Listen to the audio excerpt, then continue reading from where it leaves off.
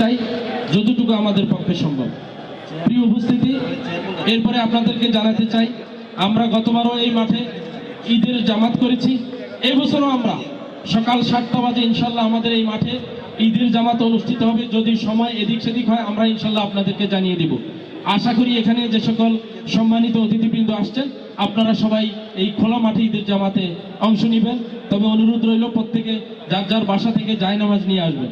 প্রিয় উপস্থিতি, মুসলিম সমাজের এই ভ্রাতৃত্বের বন্ধন আমরা সারা জীবন অটুট রাখুক সেই প্রত্যাশা করছি। এই ভ্রাতৃত্বের বন্ধনে একটা কথা অনুরোধ করব, আমাদের সন্তানদেরকে আমরা এই ভ্রাতৃত্বের যে বন্ধন এখানে সৃষ্টি হয়েছে এটা রেখে যেতে চাই। আমাদের প্রত্যেক এই মহল্লার সকল শিশুরা, সকল সন্তানেরাও যেন একে অপরের সাথে মেলামেশা করি ভালো জীবন এবং নৈতিক জ্ঞান সম্পূর্ণ নৈতিক মানের অধিকারী হয়ে বড় হতে পারে। আমরা তাদেরকেও বলবো যে আমরা বড়রা যারা এই সমাজে একসাথে চলি বন্ধু হিসাবে, তোমরাও তোমাদের সমবয়সী যারা আছে তাদের সাথে চলবা।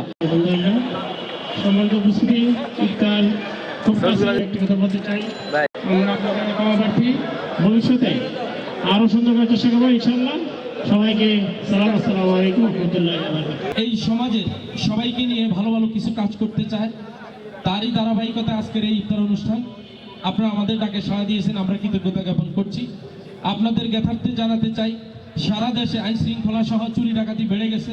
তাই বর্তমানে এই সেক্টরের কার্যনির্বাহীতে যারা রয়েছে তারা সিদ্ধান্ত নিয়েছে আমাদের সম্পূর্ণ সেক্টরকে সিসি ক্যামেরার আওতায় নিয়ে আসবো। আমি এখন মঞ্চে আসন গ্রহণ করার জন্য অনুরোধ করছি ঢাকা মহানগরের মসজিদ কমিটির অর্থ সম্পাদক ফরিদ ভাই এবং ইউসুফ ভাই আপনাদেরকে স্টেজে আসার জন্য অনুরোধ করছি। আমাদের মসজিদ কমিটি স্টেজে এসে ইফতার গ্রহণ করুন। আল্লাহর নামে সবাই ইফতার গ্রহণ করুন। বিসমিল্লাহির রহমানির রহিম।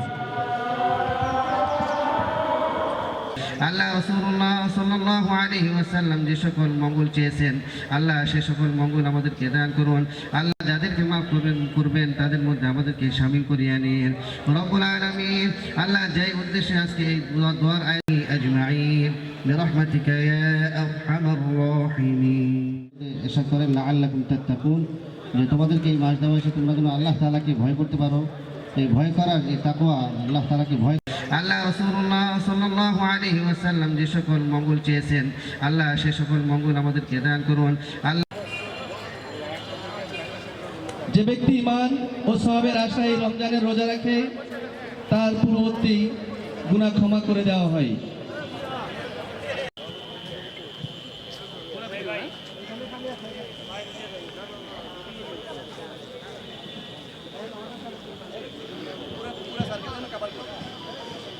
কমান্ডার আব্দুল হাকিম, আপনি উত্তর পাশ থেকে দেখেন, উত্তর পাশে অনেকগুলো এক্সট্রা প্লেট আছে।